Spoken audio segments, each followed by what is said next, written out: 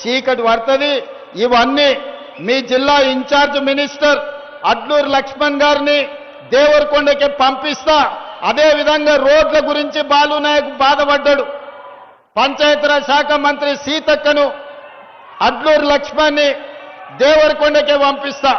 ప్రతి తండా నుంచి మండలానికి బీటీ రోడ్డు, ప్రతి మండలం నుంచి నియోజకవర్గానికి double road, Devarakonda head quarter నుంచి రాష్ట్ర రాజధానికి 4 లేన్ రోడ్లు వేపించే విధంగా వెంకటరెడ్డి గారిని, సీతక్కను, అడ్లూరు లక్ష్మణ్ గారిని దేవరకొండకి పంపిస్తా.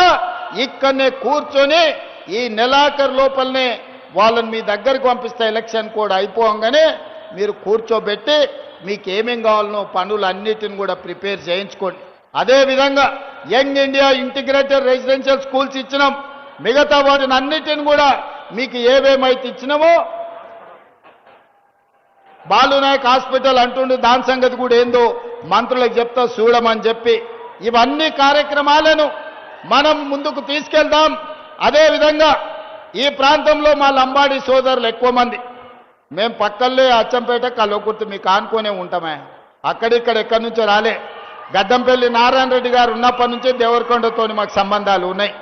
గడ్డంపల్లి నారాయణ రెడ్డి అంటే ఎవరో కాదు, కుందూరు జయవీర్ రెడ్డి గారి తాత, జానారెడ్డి గారు మామకోటలో జానారెడ్డి గారు పెద్ద లీడర్ అయినరు. ఈరోజు ఈ దేవరకొండకు ఒకప్పుడు గడ్డంపల్లి నారాయణ రెడ్డి గారు శాసనసభ్యుడిగా ఈ ప్రాంత అభివృద్ధికి పనిచేసిండు. వారితో మాకున్న సుదీర్ఘమైన బంధుత్వాలు, దేవరకొండ ప్రజలతో ఇక్కడ ఉండే చాలా ఊర్లతో మాకు సంబంధాలు ఉన్నాయి, బంధుత్వాలు ఉన్నాయి. ఈ ప్రాంతంలో లంబాడి సోదరులు అత్యధికంగా ఉంటారు. గా పక్కనే మా వంశీకృష్ణ ఉన్నాడు. మీకు తెలుసా అచ్చంపేటల మధ్యమడుగు హనుమాన్ల దగ్గరికి హనుమాన్ మీరు మాల వేసుకున్నప్పుడు ఇక్కడ నుంచి మా గిరిజనుల సోదరులు చాలా మంది పోతారు. అందుకే ఒక మంచి ఆలోచనతోని పెద్ద ఎత్తున రాష్ట్రంలోనే అతిపెద్దదైన సేవాలాల్ మహారాజు విగ్రహాన్ని మనం మధ్యమడుగులో పెట్టుకుందాం. ఎందుకంటే శ్రీశైలం పోవాలంటే సేవాలాల్ మహారాజును దర్శించుకున్నాకనే శ్రీశైలం పోయేటట్టు ఒక పుణ్యక్షేత్రంగా మధ్యమడుగును అభివృద్ధి చేసుకుందాం. ఈ ప్రాంతం నుంచి కూడా గిరిజన సోదరులు మధ్యమడుగుకు వస్తూ ఉంటారు. మధ్యమడుగులో సేవాలాల్ మహారాజ్ విగ్రహాన్ని కూడా మనం పెట్టుకుందాం. అందుకే మిత్రులారా, ఇవాళ నాది ఒకటే మాట, 10 ఏళ్ళు నష్టపోయినాం, 10 ఏళ్ళు కష్టపడ్డాం, 10 ఏళ్ళు మోసపోయినాం. నమ్మించి నట్టేట ముంచినోడు ఒకవైపు, నమ్ముకున్నోళ్లకు నిలబడి పనిచేసే వాళ్ళు ఇంకొక వైపు. ఈనాడు తెలంగాణ రాష్ట్రం ఇచ్చిన కాంగ్రెస్ పార్టీ అధికారంలో ఉంది. తెలంగాణ ప్రజల యొక్క ఆకాంక్షలేందో, తెలంగాణను ఏ విధంగా అభివృద్ధి చేయాలో, తెలంగాణలో సంక్షేమ పథకాలు ఎవరికి చెందాలో సంపూర్ణమైన అవగాహన ఉన్న మన ప్రభుత్వం డిసెంబర్ 8, 9 నాడు మీ కూతవేటు దూరంలో మహేశ్వరంలో ఈనాడు మనము తెలంగాణ రైజింగ్ గ్లోబల్ సమ్మిట్ నిర్వహించుకుంటున్నాం. ప్రపంచ దేశాల నుంచి 100 దేశాల నుంచి ప్రతినిధులు వస్తున్నారు. మన తెలంగాణ ఏ విధంగా అభివృద్ధి చేసుకోవాలో, మన తెలంగాణలో సంక్షేమ పథకాలు ఏ విధంగా అమలు జరుగుతున్నాయో ఇవాళ మనం చూస్తున్నాం. అందుకే ఈరోజు దేశానికి ఆదర్శంగా వరి పంటలో దేశంలో నెంబర్ 1, శాంతి భద్రతలను కాపాడడంలో దేశంలో నెంబర్ 1, గంజాయి డ్రగ్స్ ను అణచివేయడంలో దేశంలో నెంబర్ 1, ఇవాళ విద్యలో కాంగ్రెస్ పార్టీ నెంబర్ 1, వైద్యంలో కాంగ్రెస్ పార్టీ రాష్ట్రాన్ని నెంబర్ 1 స్థానంలో ఉంచింది. రాబోయే రోజుల్లో ఈ రాష్ట్రాన్ని దేశంలోనే మొదటి స్థానంలో నిలబెట్టి దేశానికి ఆదర్శంగా నిలబడే తెలంగాణ మోడల్ ఈ తెలంగాణ రాష్ట్రంలో ప్రకటిస్తాం.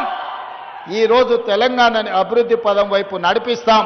దేవరకొండ అభివృద్ధికి సంపూర్ణంగా సహకరిస్తానని తెలియజేస్తూ తొందరలోనే అడ్లూరి లక్ష్మణ్, సీతక్కను, కోమటిరెడ్డి వెంకటరెడ్డి గారిని మీ నియోజకవర్గంలో సమీక్ష సమావేశానికి పంపిస్తా.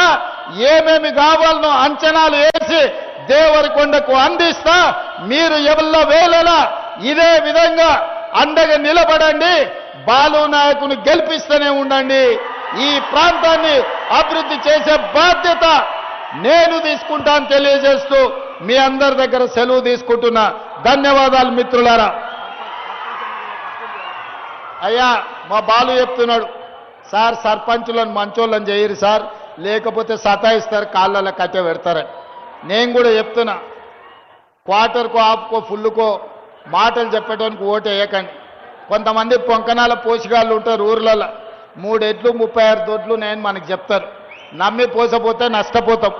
మంచోళ్ళని సర్పంచులకు ఎన్నుకోండి, మంత్రులతో కలిసి పనిచేసేటోళ్ళని ఎన్నుకోండి, ఎమ్మెల్యేకు సహకరించేటోళ్ళని ఎన్నుకోండి. అప్పుడే మీ ఊరికి రోడ్డు వస్తుంది, గుడి వస్తుంది, బడి వస్తుంది, తాగనిక నీళ్ళు వస్తాయి, రైతు రుణమాఫీ జరుగుతుంది, రైతు భరోసా వస్తుంది, ఇందిరమ్మ ఇండ్లు వస్తాయి. మా అక్కలకి ఇంకా కొంతమందికి ఇందిరమ్మ చీరలు రాలేదని నాకు తెలిసింది. మా బాలునాయకు మా వాళ్ళకి అందరికి చెప్తున్నా, ఏ ఒక్క ఆడబిడ్డ కూడా చీర రాలేదంటే ఎవరిని మా బాలునాయకుతో సహా మీ ఇంటికాడికి పంపించి మీ చీర మీ ఇంటికి పంపిస్తాక్క. 18 ఏళ్ళు నిండిన ప్రతి ఆడబిడ్డకు తెలంగాణ రాష్ట్రంలో 1 కోటి మంది ఆడబిడ్డలకు ఇందిరమ్మ చీరలు మీ ఇంటికాడికి తెచ్చిచ్చే బాధ్యత మేం తీసుకుంటాం. ఆ పక్కన మా అక్కలందరూ ఇందిరమ్మ చీరలు కట్టుకొని వచ్చిండ్రు. ఎట్లా కలకలలాడుతురో చూడు, పండుగ పూట ఉన్నట్టు. ఇందిరమ్మ చీర ఆడబిడ్డకు సారే. ఎప్పుడైనా మీ సోదరుడిగా ఆడబిడ్డలకు పండుగ పూట చీర పెట్టి సార పండుగ చేయాలని నాడు నిర్ణయం తీసుకున్నాం. ప్రతి ఆడబిడ్డకు చీర పంపిణీ, చీర వస్తుంది. ఇందిరమ్మ చీర కట్టుకోండి, సర్పంచ్కు ఓటేయండి.